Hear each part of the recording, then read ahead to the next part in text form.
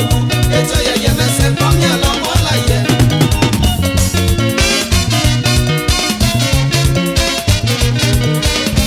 Salon le shika, ule za ye sakola. Ama se shika benyele ke ki ma shika no. Nyalo no bogu. Eto ye ye me se komi alo mola ye. Salon le shika, ule za ye sakola. Ama se shika benyele ke ki ma shika no.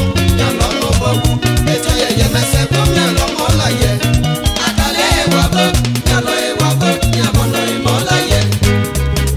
Aje e wabo, nyalo e wabo, nyamono e mola ye. Marie-Thérèse, mola ye. Chef Félicité, mola ye. Marie-Madeleine, mola ye. Acho Kazimi, mola ye. Chef Clarisse, mola ye. Mojumi Ayela, Ohame. Mamo Abezeko, Ohame. Alama Oye, Mialo Wagome.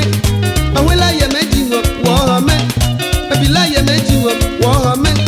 Wasabi Mazawa, Ohame. Abine Mazawa, Ohame. Many a galeo, where's on now? Many a galeo, no me now. Mujumi Abono, Mowo ye. Ayala Leni Abono, Mowo ye. Ube Abejile, Mowo ye. Abi Marguerite, Mowo ye. Commandant Kwabuye, Mowo ye. Hello, Sabatolo, maybe Wawa. Emo le me bizarre, maybe Wawa. Emo Feta Deme, maybe Wawa. Emo Deme Shika, maybe Wawa. And a poor mother Bawa, maybe Wawa. Beda Christine, mola ye. Edura Ule, mola ye. Chobotine, mola ye. Hello, Sabatolo, maybe Wawa. Maybe Wawa, no, maybe Wawa. Emo Deme Shika, maybe Wawa. Mote maybe Wawa, no, maybe Wawa.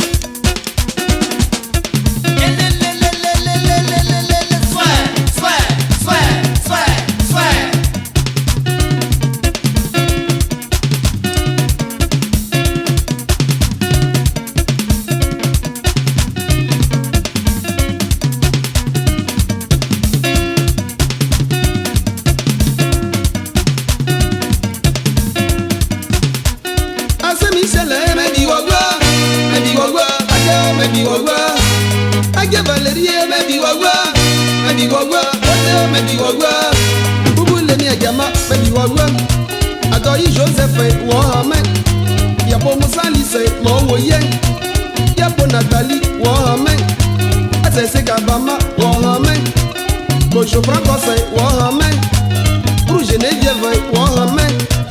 Bimou Benjamin, Wahame. Papa Mounet François, Mowoye. Akeyi Batelemi, Wahame. Dade Michel, Mowoye. Yapo Crépé, Wahame. Atolande, Mowoye. Sobeade, Wahame. Amafi Albert, Mowoye. Inda François, Mowoye. Asi Ariside, Wahame. Awo Bafe, Wahame. Dote Bayase, Adiwawa. Peda Semplice, Molaye. Asene Rogio, Wahame. Asebie Jene, Molaye. Emole me bizao, me biwawa. Ane me biwawa, mote me biwawa. Emote me shika, me biwawa. Ane me biwawa, mote me biwawa.